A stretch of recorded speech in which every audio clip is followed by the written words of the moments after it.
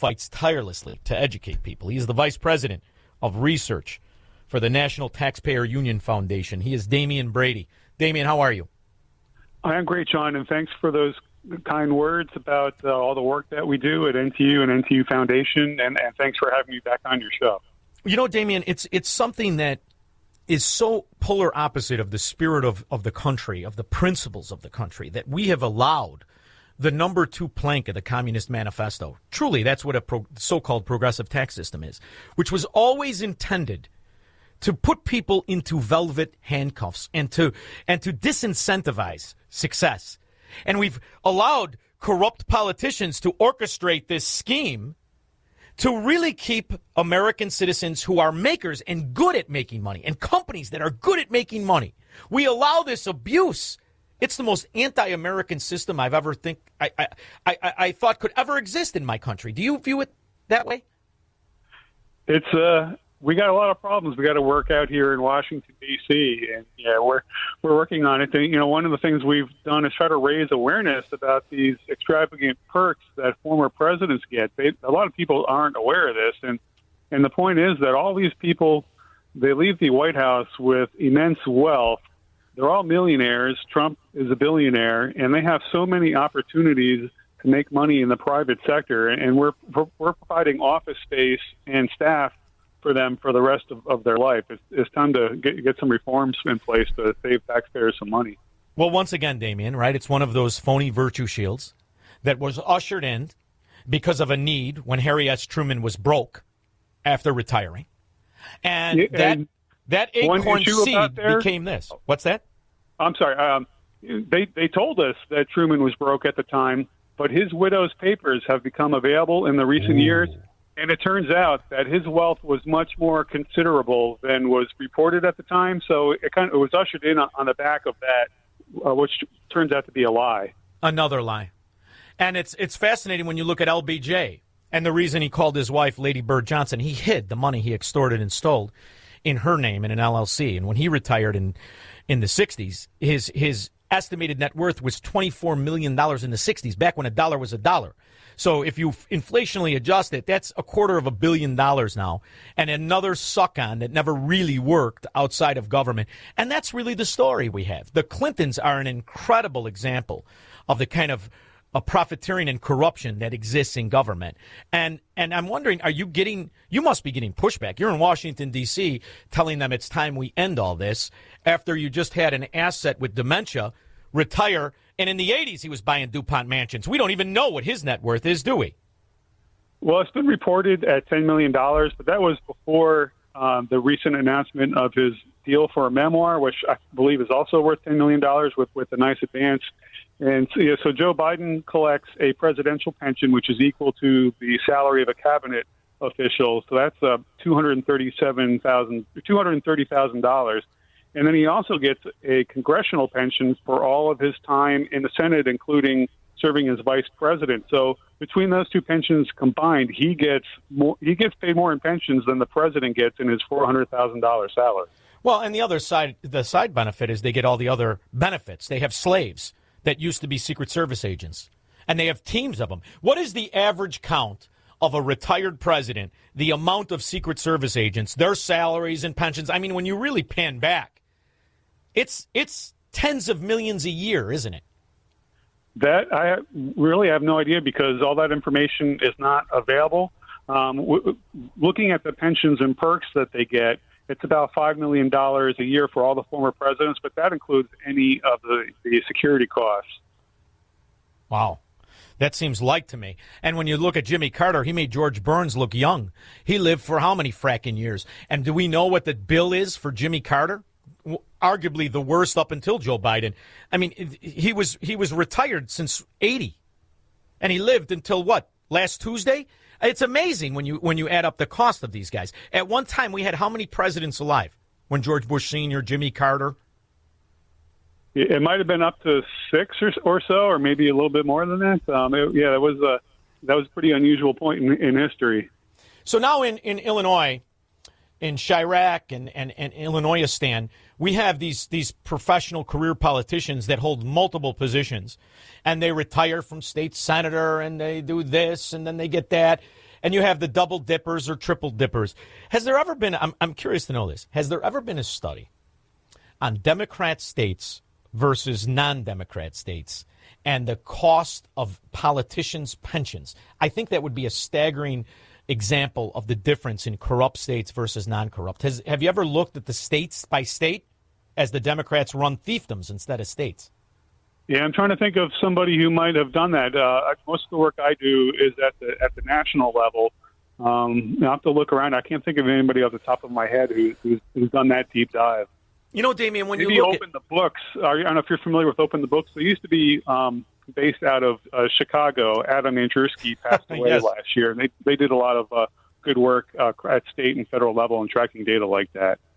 I had the pleasure of meeting him. He's a great guy. Yeah. You know, Demian, when you look at our system, and I've spent some time on this, especially during the last 5 years of what we lived through, which is a corporatist dream among government employees and the way in which they finance industries and all the rest of it. When you pan back, I believe that when you include state, local, and municipal employees, they make up more than half of the so-called employed. So if that's the case, just based on Economics 101, and you've got 42, 22, 32, whatever the case is of millions of government employees, can there ever really be enough taxpayers? And isn't that really our problem? We may want to limit it to Medicare or Social Security, but we've kind of tipped that level of people not making their money from government and people sucking off the taxes that come from those people, haven't we? And especially in so many states where they have massive unfunded liabilities for their pension programs for state workers. And I don't know how future taxpayers across the states are going to be able to deal with that. It's going to be a massive liability. Well, it's a funny thing, you know, when you think about these schemes. And, you know, you've been doing this for years. You know, I know how smart you are. It's really a financial crime that we have happening to the American people. And the illusion of taxes, and we need more taxes, it's to solve that problem of a crime that should have never taken place in the first place. But what it really makes you realize is the governments don't have to tax anybody. We've allowed governments to borrow with impunity. We've allowed them to borrow while they lie to us. And when you look at our debt, 25 years, the last 25 years equals 90% of the debt. I'm curious to know how you see the future.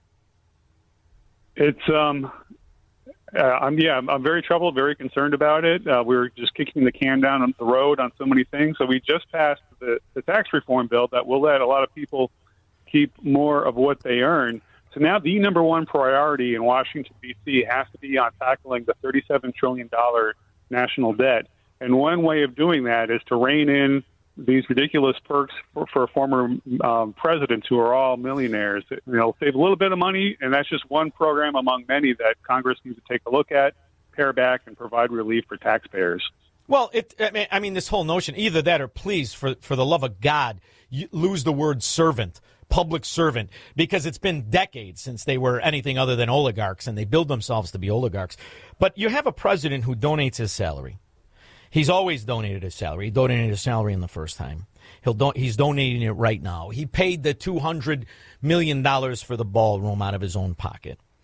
And he understands money because he made it. And he understands that Nancy Pelosi is worth $500 million, and she's never done anything except figure out how to work with a hangover for the last 40 years. And now that we're all adults, is there any, are you hearing any rumors, any whispers of Congress listening to the calls of people like you and people like me? And that's it.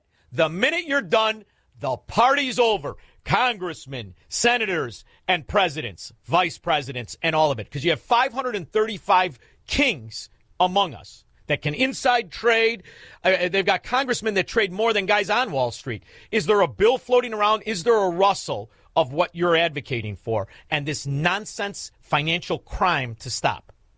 Yes, so Senator Joni Ernst has introduced the Presidential Allowance Modernization Act, which would cap the perks and the pension provided to former presidents. And one funny thing about this is that a similar law was passed by Congress pretty much unanimously in the House and the Senate back in 2016, but it was vetoed by President Obama just a few months before the end of his term. So he wanted to make sure that these benefits for him weren't going to get reduced at all. So, Damian, that's an interesting case, Obama.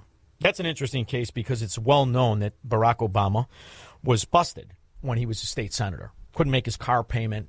Tony Resco, somebody who went to prison for government scum and corruption, helped him purchase his home in Hyde Park. But when I look at just his real estate holdings, between the fact that he bought the old mansion in Hawaii that used to be on Magnum PI, which still breaks my heart, Robin's Nest. He owns Martha's Vineyard, which is 29 acres on the ocean. He owns 2 oceanfront properties.